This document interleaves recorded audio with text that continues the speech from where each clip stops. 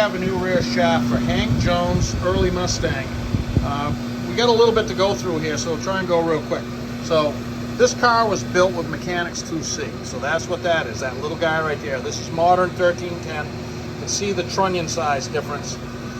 That predominantly most of the Ford Mustangs and early Broncos got built 6-cylinder cars especially, and the low horsepower V8s with 2R, I'm sorry. And this is that yoke, and it's outdated. That stuff is just outdated.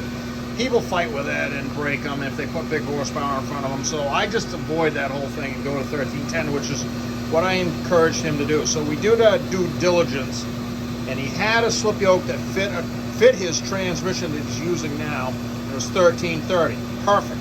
So that solved that problem. So this end is 1330. That's a yoke he had that we're rerunning.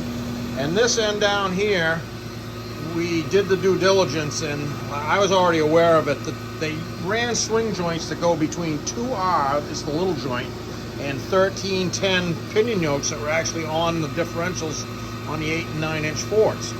So he already had what he needed at both ends, so we made the appropriate drive shaft to go in between. Long story short, it's 1330 there, it's 1310 down there.